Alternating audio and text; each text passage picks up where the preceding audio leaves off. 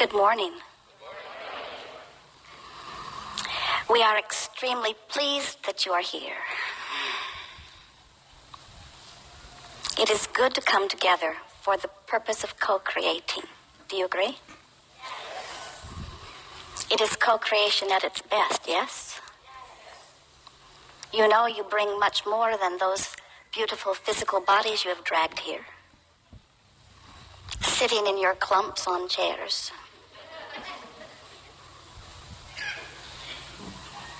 For without exception, you also bring with you that broader non-physical part of you. In the same way that Esther relaxes, eventually, and allows her vibration to raise to the equivalency of that which is our frequency, then there is a seamless interfacing of non-physical and physical. And that seamless interfacing is happening all day, every day, in nearly every aspect of your world, with the exception of the human race. Because you, in your socialization, in your expansion, in your mixing it up with one another, find quite a bit to fuss and worry about. So we are wanting you to reclaim your place as extension of source energy. We want you to remember that you are eternally source energy, that you are vibration mostly. And while you are magnificent in your flesh, blood, and bone expression, you are vibration primarily. And when you understand that you are vibration primarily, then you can begin to work to merge the vibration that is the source within you and the vibration that is the thought patterning that you've picked up along your physical trail. It is not possible to be in this physical format, in your physical body, moving around, observing and participating without coming to conclusions that are based on your observations. And what we've noticed about most of you is that the majority of you give the majority of your vibrational offering in response to what you are observing. Do you get it that you are vibrational beings? Do you understand that what you hear is a vibrational interpretation? Even what you're seeing is because your eyes can interpret vibration. Your taste, your smell, your touch, all of these physical senses are you interpreting vibration. Even this physical format that you are deciphering is an interpretation. And as you have the continuity of generation after generation, leaving breadcrumbs along the trails, leaving legacies and histories, as each of you is born into the platform of stability that you call life on planet Earth, you begin to observe the patterns and listen to the words and adopt the conclusions and come to the same awarenesses that so many who came before, and that's all a good thing because that continuity is important to the expansion. But we want to emphasize with you and help you to remember in an emphatic way that you did not come here as historians. You did not come here as regurgitators. You did not come here as observers of what is. You came here to bounce off the platform of what is into that which is becoming. And the reason that that is so important to all of us is because we know that we are eternal beings, and we don't even have to tell you this in order for that to happen. We haven't been sent here or summoned here by you in order to explain something to you that if you don't understand, everything will stop evolving. That will not be, because your exposure to contrast is what is causing the expansion of your desires. And in the moment that a desire or even the slightest preference expands forth from you, the source from which you have come and the source that is the basis of that which you are rides the rocket of your new expanded idea and becomes it vibrationally. And just as everything that you see upon this planet was vibration first, thought upon longer until it became thought form, and eventually has become physical manifestation, so everything is that way. Everything that is becoming in terms of future generations is coming as a result of the thoughts that are being thought about this time-space reality.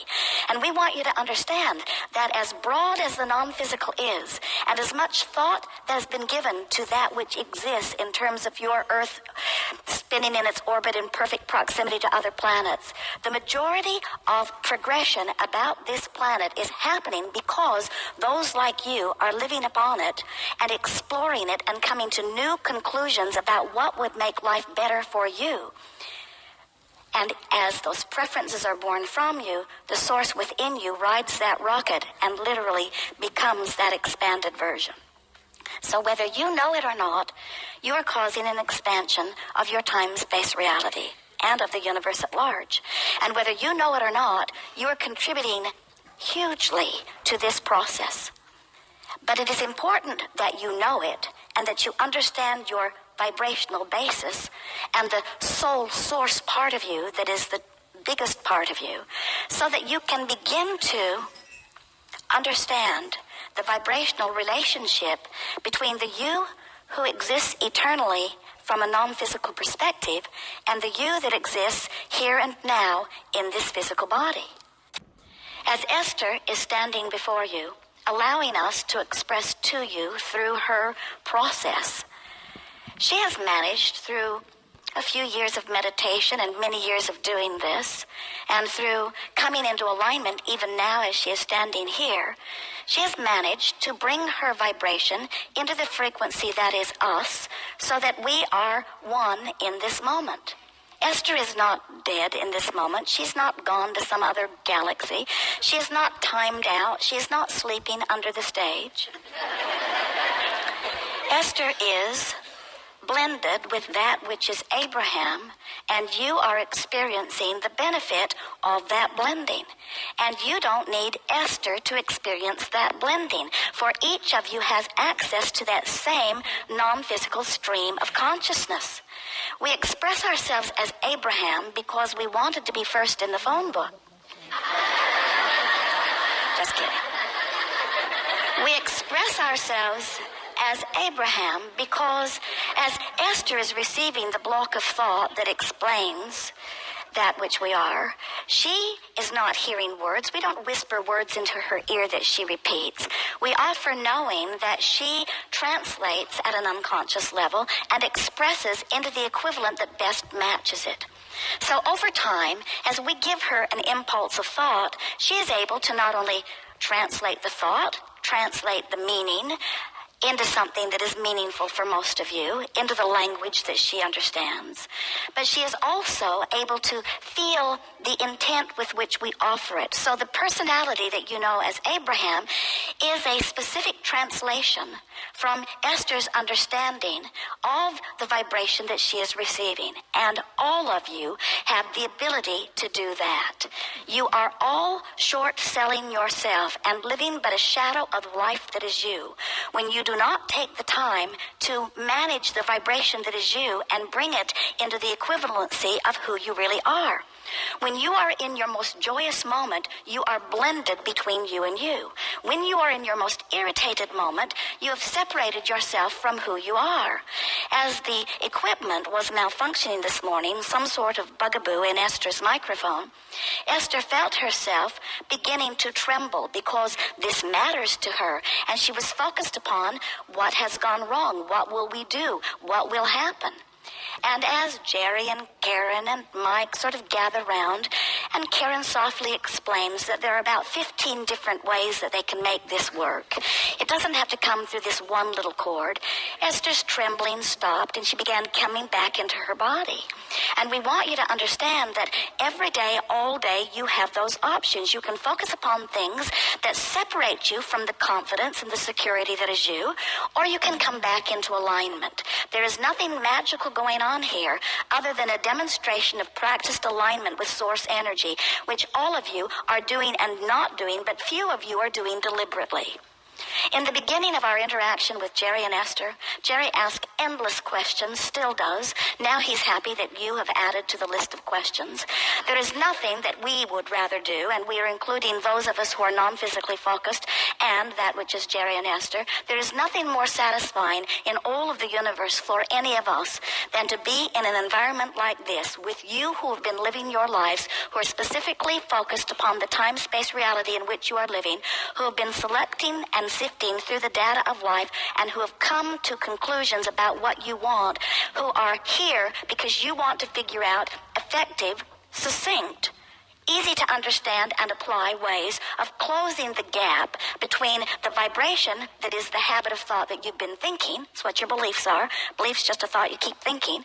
And mostly you just keep thinking it. We love you very much because you're lazy. In other words, it is easier to think the same thought that you've been thinking. It is easier to go along with what others think. It is easier to believe in sickness in your environment today than to believe in wellness, because you are force-fed information constantly about the sickness of your body. Most of you, when you think of your long-range plans relative to health, you are envisioning and telling the story of tubes up your nose in the end. That can be the only reason that you are panicked over the idea of not having health care. Health care costs have gone through the roof. No one in their right mind or under normal conditions could begin to pay for what most of you believe is coming down the road. You do not, as humans, believe in the well-being of your physical bodies. And the reason that you don't believe in the well-being of your physical bodies is because you've trained yourself to look at what could go wrong, instead of reaching for the vibration of the source within you who knows that well-being is the order of your day. It is the order of the universe. It is the legacy that you have inherited. It is the promise of your future.